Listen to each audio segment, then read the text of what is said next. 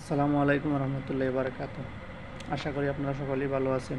আলহামদুলিল্লাহ, আমি অনেক ভালো আছি। আজ আপনাদেরকে আমি একটা কথা বলবো,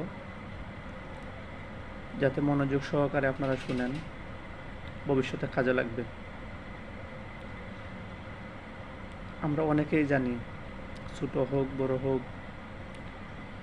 অনেক মানুষ আছে আমরা চাকরিজীবী, চাকরি করি। আবার অনেকেরই ব্যবসা আছে, ছোট হোক বড় হোক, কিন্তু অবশেষে আমরা কোনো আয় উন্নতি পাই নাই, বা সংসারের মধ্যেও কোনো শান্তি নেই, অভাব অনটন কিন্তু থেকেই যায়। দিন কিন্তু দিনের পথেই চলে যায়, অভাব কিন্তু ঠিকই থেমে থাকে। তখন আমরা এই বিষয়টা কিন্তু জানি না যে অভাবটা কেন থাকে। আমরা যারা বিবাহিত, ওদের যে বেগম সাহেবারা আছে না,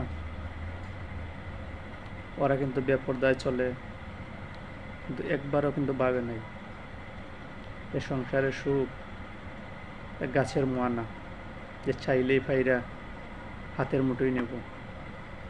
এটা মহান আল্লাহ তালাই ফয়সালা করবে।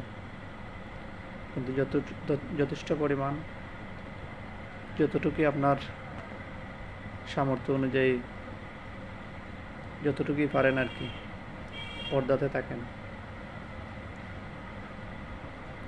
আর যদি চান যে সময় বড় অঙ্কের টাকা সংসারে আসবে, সুখ শান্তি এমনিতেই চলে আসবে, কিন্তু এটা ভুল।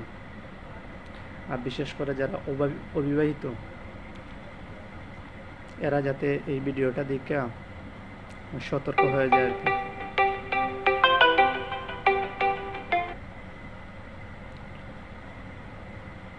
দেখবেন ইনশাল্লাহ সুখ ফিরে আসবেই।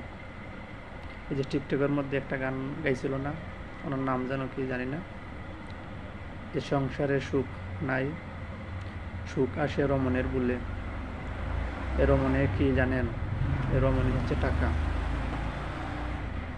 কিন্তু এটা ঠিক না, যেখানে টাকা আসলে যে সংসারে সুখ আসবে তা না। এর ফয়সালা একমাত্র মালিকই দিতে পারে। আসসালামু আলাইকুম, ভালো থাকবেন।